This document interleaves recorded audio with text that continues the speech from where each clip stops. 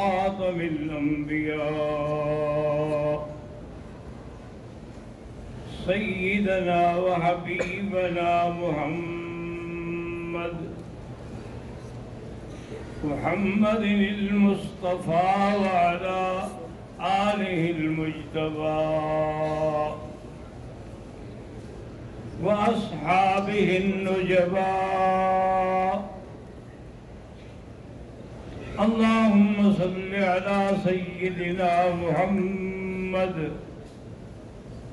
النبي الأمي الهاشمي وعلى آله وأصحابه نجوم الهدى. أما بعد فقد قال الله تبارك وتعالى في القرآن المجيد والفرقان الحميد: أعوذ بالله من الشيطان الرجيم. بسم الله الرحمن الرحيم. والسابقون الأولون من المهاجرين والأنصار والذين اتبعوهم بإحسان رضي الله عنهم ورضوا عنه. قال النبي صلى الله عليه وسلم: عليكم سنتي وسنة الخلفاء الراشدين المهديين،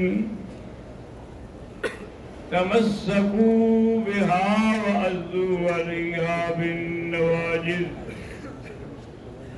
إياكم ومحدثات الأمور، كل محدثة بدعة وكل بدعة ضلالة، وفي رواية كل ضلالة في النار، أو كما قال النبي صلى الله عليه وسلم: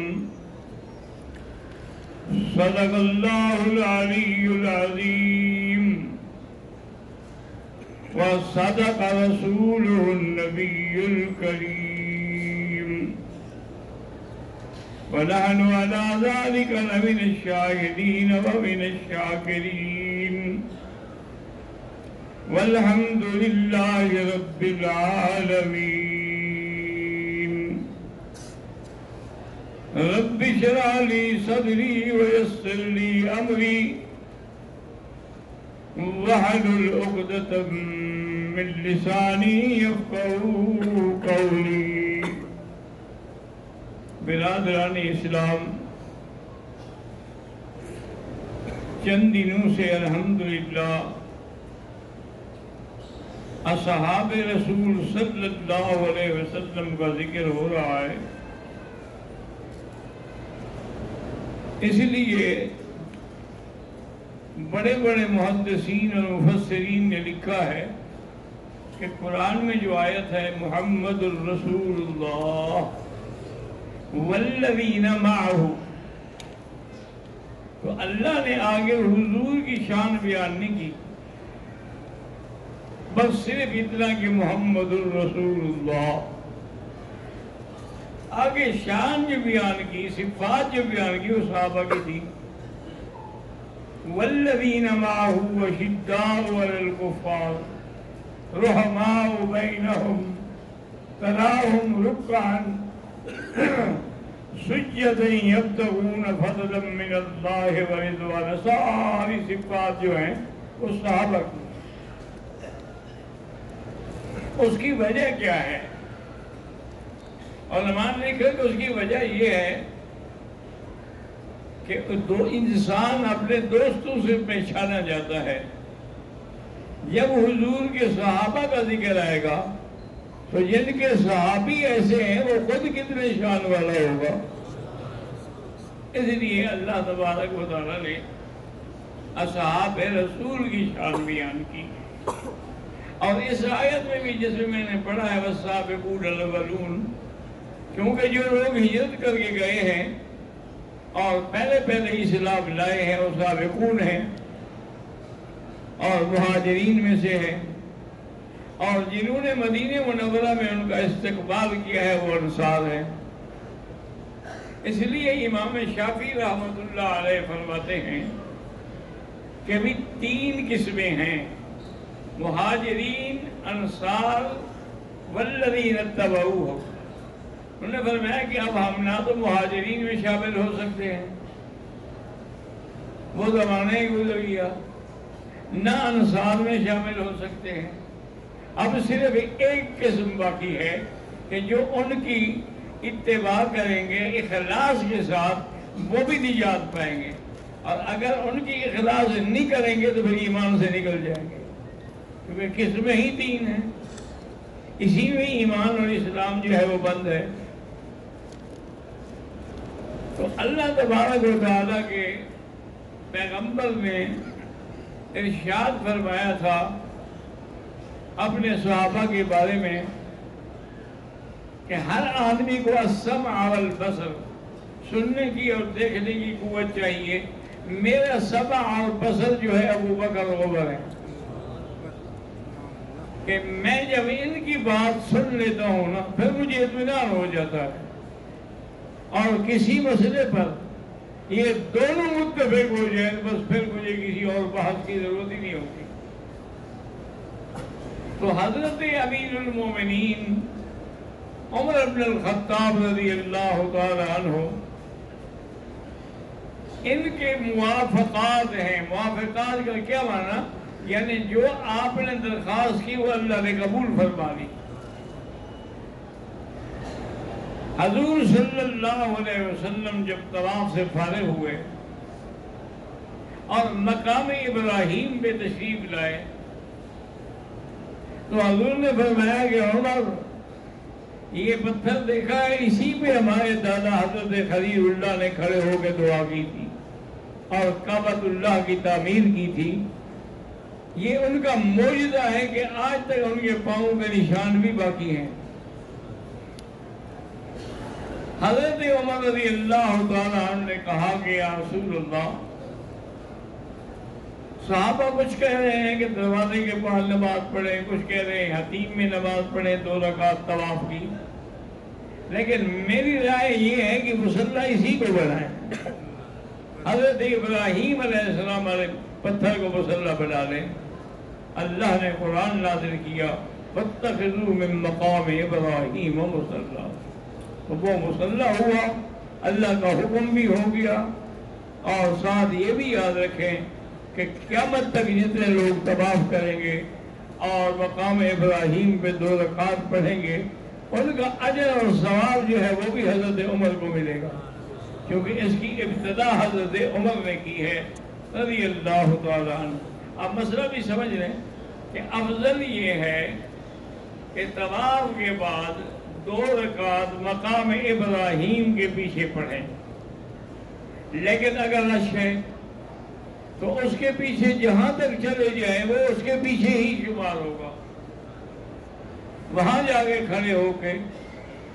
اور یہ 2 رکعت جو ہیں یہ واجب الطواف ہے، باقی ائمہ کے نزدیک بھی سنت ہے، کیونکہ ان کے نزدیک واجب کی تعریف ہے ہی نہیں، یا فرض یا سنت۔ لیکن امام ابو حنیفہ رحمۃ اللہ علیہ فرض، واجب اور سنت، وہ فرماتے ہیں کہ واجب وہ ہے کہ جس کو حضور پاک نے کبھی نہ چھوڑا ہو، کبھی سفر میں، حضر میں، جیسے طواف ہے، جب بھی حضور نے طواف کیا 2 رکعت پڑھے، تو جب حضور پاک نے اس کو کبھی نہیں چھوڑا تو وہ واجب کا درجہ رکھتا ہے۔ فرض تو ہے نہیں کہ اللہ کا حکم ہو قرآن میں، تو واجب کا درجہ رکھتا ہے۔ اس لیے آپ بھی اس کو واجب سمجھ کر، اور یہ بھی یاد رکھیں کہ افضل یہ ہے کہ پہلی رکعت میں قل یا ایھا الکافرون اور دوسری رکعت میں قل ھو اللہ احد۔ ویسے اگر یہ نہ بھی پڑھیں، کوئی بھی سورت پڑھیں وہ ساری جائز ہے، صرف قل ھو اللہ احد پڑھیں وہ بھی جائز ہے، ایک صحابی ایک لشکر کے امیر بنا کے بھیجے گئے، وہ ہر نماز میں ایک رکعت میں رجوع پڑھتے، پر ایک رکعت میں ضرور قل اللہ احد پڑھتے۔ صحابہ نے آ کے حضور کو شکایت کی کہ حضرت یہ کیسا امام ہے کہ ہر رکعت میں فرض ہے، نفل ہے، سورۃ اخلاص پڑھتا ہے اور کوئی سورت اس کو نہیں آتی۔ حضور نے اس کو بلایا، ابھی کیا وجہ ہے؟ اور نے کہا رسول اللہ انی احبہ، مجھے سورۃ اخلاص سے محبت ہے۔ آپ نے فرمایا پھر اس کی محبت میں جنت میں لے جائے گی۔ تو سورۃ اخلاص ایک ایسی نعمت ہے، چونکہ توحید کا سبق ہے، توحید ہوگی تو جنت ملے گی۔ اگر عقیدہ ٹھیک نہیں ہوگا تو جنت تو نہیں ملے گی۔ لاکھ آپ عبادتیں کریں، لاکھ چلے کاٹیں، لاکھ وظیفے پڑھیں، لیکن اگر عقیدہ ٹھیک نہیں ہے تو پھر آدمی کی عبادت قبول نہیں ہوگی۔ دیکھیے حضرت عمر جیسا آدمی اللہ کے طواف میں، کعبۃ اللہ میں حجر اسود کے سامنے کھڑے ہیں، فرماتے ہیں واللہ انک حجر،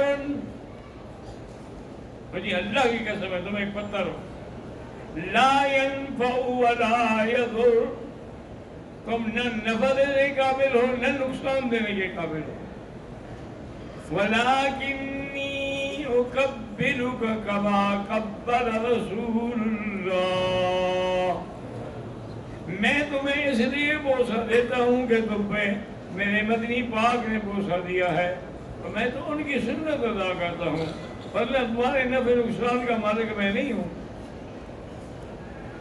اسی لیے علامہ اقبال نے بھی کہا تھا کہ تیرے بوسے کو ہم دیتے ہیں بوسہ سنگ اسود پر، وگرنہ ہم مسلمانوں کا کیا رکھا ہے پتھر میں؟ اصل تو ہم حضور کے بوسے کی اتباع کر رہے ہیں۔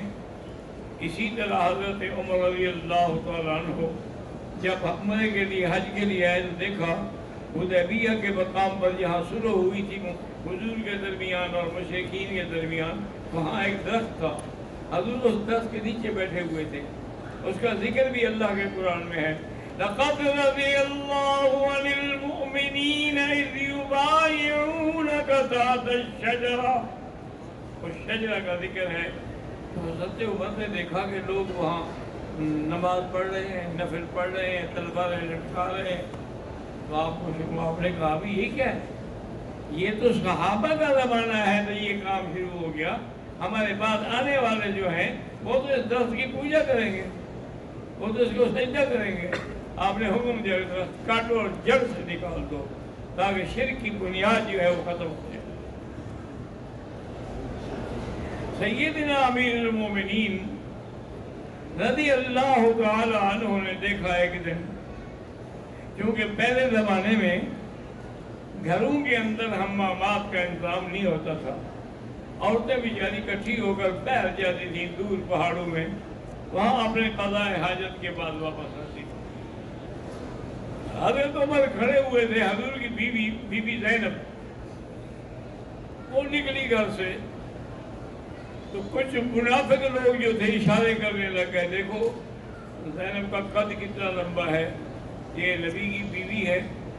حضرت عمر کی غیرت نے برداشت نہ کیا، اس نے کہا زینب واپس کر جاؤ، میں ہی نہیں برداشت کر سکتا کہ کوئی میرے محبوب کی بیوی پہ اعتراض کرے، واپس جاؤ۔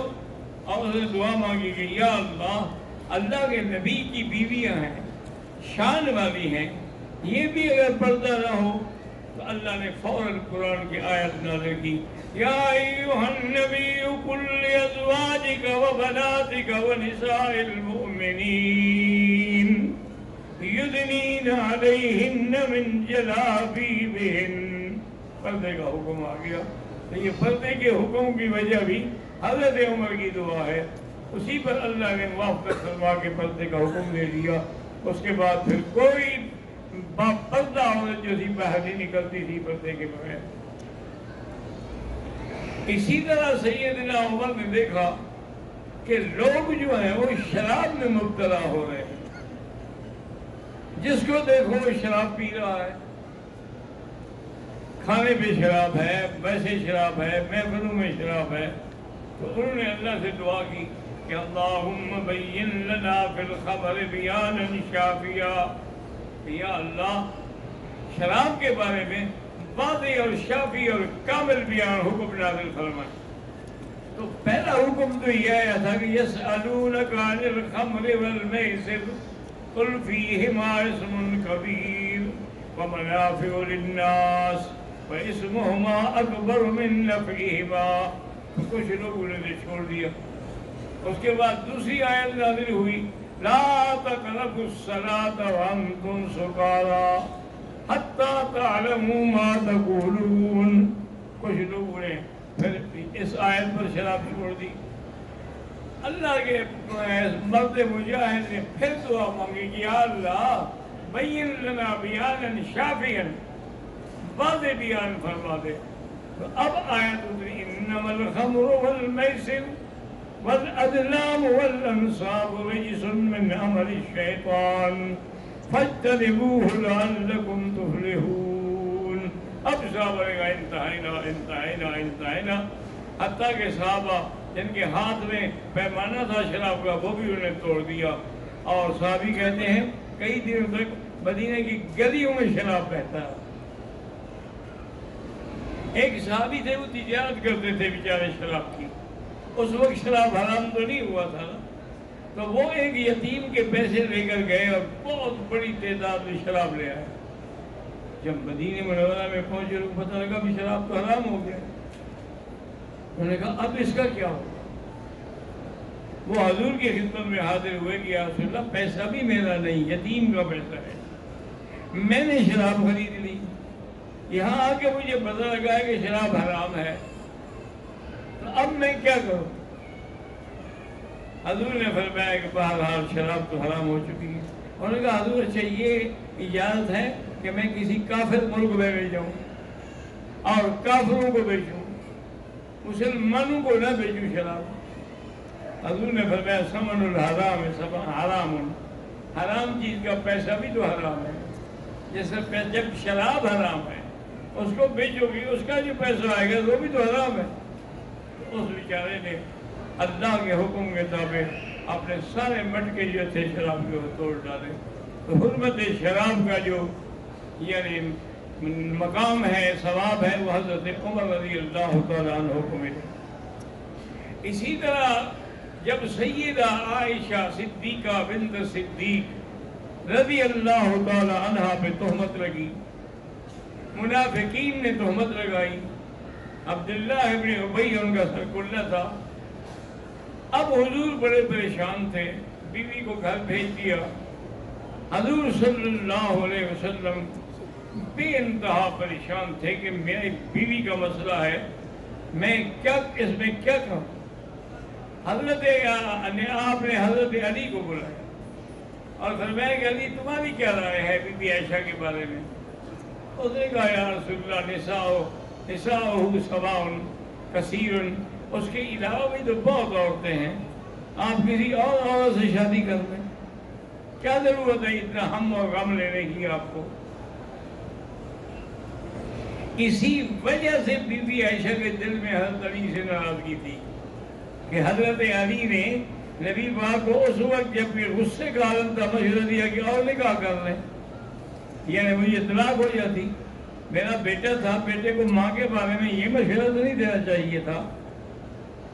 حضور پاک سب سے پوچھتے ہیں، حضرت علی نے کہا ایک حل ہے، اگر آپ اجازت دیں تو بی بی عائشہ کی جو خادمہ ہے بریرہ، میں اس کو بلا کے پوچھتا ہوں تو راز نکل آئے گا۔ حضرت علی نے بی بی بریرہ کو بلایا اور کہا کہ دیکھو بریرہ سیدھی سیدھی بات کرو ورنہ میں تمہاری چمڑی ادھیر دوں گا، تم کیا جانتی ہو بی بی عائشہ کے بارے میں؟ اس نے کہا اللہ ما رأیت الا ذهبا خالصا، میں نے تو جو خالص سونا پایا ہے وہ تو پاک ہے، اور اس کے اندر تو میں نے کوئی اتنے عرصے کی زندگی نوکری میں گناہ نہیں دیکھا، غلطی نہیں دیکھی۔ حضور پاک نے اپنی بی بی زینب سے بھی پوچھا، چونکہ بھی وہ سوکن تھی نا، حضور نے فرمایا یہ صحیح بات کرے گی؟ اس نے کہا یا رسول اللہ سوکن ہونا الگ بات ہے لیکن عائشہ پاک ہے، عائشہ نے کوئی گناہ نہیں کیا۔ تو ساری زندگی بی بی عائشہ بی بی زینب کا احترام کرتی تھی کہ اس نے شوکت ہونے کے باوجود میری صفائی کی۔ اب حضور نے حضرت عمر کو بلایا، عمر تمہاری کیا رائے ہے؟ عمر نے کہا کہ یا رسول اللہ، سب سے پہلی بات تو یہ ہے کہ ابن خطاب کے بیٹے کی کیا طاقت ہے کہ حضور کے حرم کے بارے میں رائے دے؟ نبی کا گھرانہ ہے، میں کیسے رائے دوں؟ حضور نے میرا حکم ہے۔ انہوں نے کہا حضور اگر آپ کا حکم ہے پھر آپ ناراض نہیں ہوں گے تو میں پوچھوں؟ حضور نے فرمایا کہ نہیں۔ انہوں نے فرمایا کہ اچھا آپ یہ بتائیں کہ آپ نے بی بی عائشہ سے خود نکاح کیا ہے یا ان اللہ زوجک، یا اللہ نے تمہارا نکاح کیا؟ حضور نے فرمایا اللہ کے بندے، اللہ نے نکاح کیا ہے۔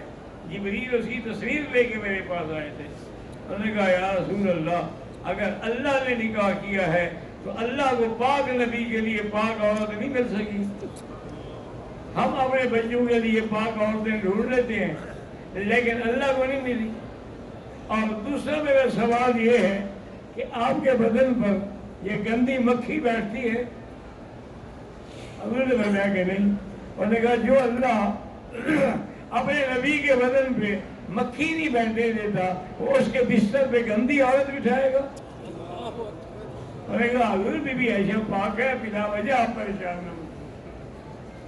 حضرت آقا نامدار سننے کے بعد کو تسلی بھی ہو گئی، آپ کے چہرے کا رنگ بھی کھل گیا۔ آپ ابو بکر کے گھر میں آئے، بی بی عائشہ کہتی ہے میں تو بخار میں پڑی ہوئی تھی، میرا ابا بھی تھا، اماں بھی تھی۔ ان سے حضور نے پوچھا، انہوں نے کہا یا رسول اللہ آپ کوئی بات نہیں کریں، تو ہماری بیٹی ہے، ہم بیٹی کے بارے میں کیا کریں؟ ہم کوئی بات نہیں کہتے۔ ابھی حضور ادھر بیٹھے تھے تو حضور نے فرمایا کہ اچھا عائشہ تم بتاؤ، اگر تم سے گناہ ہوا ہے تو توبی اللہ توبہ کرو، اگر گناہ نہیں ہوا ہے وہ بھی بتا دو۔ بی بی عائشہ کہتی ہے غصے کی وجہ سے پتہ نہیں مجھے کتنی جرأت آ گئی، میں اٹھ کے بیٹھ گئی بخار کے باوجود۔ میں نے کہا کہ یا رسول اللہ اگر میں کہوں کہ میں پاک ہوں تو آپ نہیں مانیں گے، اور میں گناہ کا اقرار کروں تو آپ مان لیں گے۔ اصل بات وہی ہے جو یوسف کے ابا نے کہی تھی، فرما دیا غصے نے مجھے یعقوب علیہ السلام کا نام بھی بھول گیا۔ میں نے کہا یوسف کا ابا، اس نے جو کہا تھا صبر جمیل واللہ المستعان علی ما تصفون، میں بھی وہی کہتی ہوں فصبر جمیل واللہ المستعان علی ما تصفون۔ کہتی ہے پھر میں روتے روتے سو گئی، حضور پر وحی اترنی شروع ہو گئی۔ کہتی کہ میری ابے کی تو جان نکل رہی تھی، میری اماں کی بھی جان نکل رہی تھی کہ پتہ نہیں وحی میں کیا حکم آتا، لیکن میں مطمئن تھی کہ خدا کبھی ناانصافی نہیں کرتا۔ جب میں بے گناہ ہوں تو اللہ میرے حق میں صفائی دیں گے۔ تھوڑی دیر گزری تو اس کے بعد اللہ تبارک و تعالیٰ کی وحی ختم ہوئی تو حضور نے فرمایا ابشری عائشہ ان اللہ برأک من العرش، تمہیں مبارک ہو، اللہ نے عرش سے تیری برات کا اعلان کیا ہے۔ اور آپ کی والدہ نے اور اب آپ کے ابا نے کہا قومی یا عائشہ فسلمی علی رسول اللہ واشکری لہ، اٹھو اور حضور کا شکریہ ادا کرو۔ انہوں نے کہا واللہ لا اشکرہ، میں نہیں شکریہ ادا کرتی حضور کا۔ یہ ناز تھا بیوی، مطلب کوئی نبی کو کہہ سکتا ہے ایسی بات؟ کوئی اور کہے وہ تو کافر ہو جائے۔ یہ بیوی کہے کہ ناز تھا، واللہ لا اشکرہ انی اشکر اللہ الذی برانی، میں تو اس کا شکر ادا کروں گی جس نے میری برات بیان کی ہے۔ حضور نے تو 1 مہینے تک میرا اعتبار ہی نہیں کیا، میرے پاس تشریف بھی نہیں لیا۔ تو حضور صلی اللہ علیہ وسلم کا اطمینان ہو گیا۔ اور پھر یہ ہے کہ برات بھی اللہ نے ایسی نازل کی کہ سورۃ نور میں 14 آیتیں ہیں جو قیامت تک پڑھی جائیں گی۔ اللہ تبارک و تعالی ہمیں صحابہ کا ادب نصیب فرمائے۔ وآخر دعوانا الحمدللہ رب العالمین۔